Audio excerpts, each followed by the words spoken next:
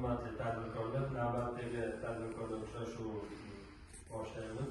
Kimda bankamizga savol-javoblar, qanaqa masalalar bo'lsa, qiziqtirgan savollar bo'lsa, savol berishingiz mumkin. Bizning banklarimizda xizmatlarimiz turlari juda ham ko'p. Ko'proq kredit turlarimiz bor tadbirkorlarga. Yangi kreditlar ochilgan. İşsizlarga ham, ishi borlarga ham, ishsizlarga ham oylik ish haqi talab qilinmaydigan kreditlarimiz ham bor. Har xil kreditlarimiz bor. Qaysi kimga qanaqa kredit turi qiziqtiryapti hozir? Tadbirkorlarga qanchagacha bo'ladi? Foizi qancha? Tadbirkorlarga agar siz yuridik shaxs bo'lib tadbirkorlik ro'yxatdan o'tgan bo'lsangiz, bir yildan ko'p ishlagan bo'lsangiz, sizga 7 yil muddatgacha 100 million so'mgacha garovsiz, 300 million so'mgacha garovli 23% kreditlarimiz bor.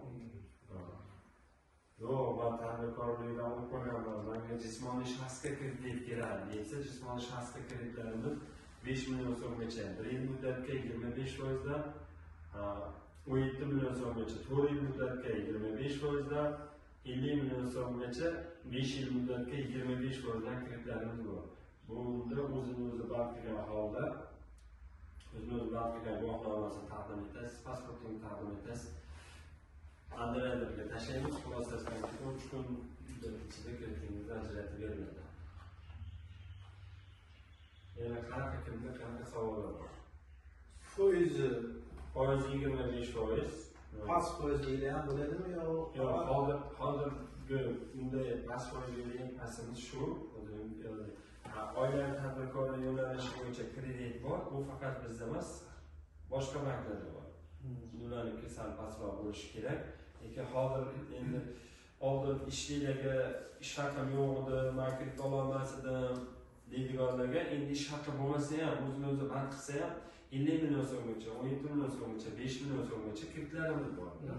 Bitta tadbirkor, bitta novalga misol uchun 17 million so'm uniga yetadi-da. Novalxonasi tayyor bo'lsa, 17 million so'm kredit olsa, shu novalxonani yurg'izib olishga shu pul yetadi. Yo'q, kosibga 5 million so'm, sartaroshga 5 million so'm pul yetadi-da. Shu tadbirkorlikning yo'nalishini yurg'izish uchun. Shunga prezidentimiz tarafidan ko'p imtiyozlar berilgan, ko'p sharoitlar berilgan. Shu bo'yicha yana kimga qanaqa savol bor?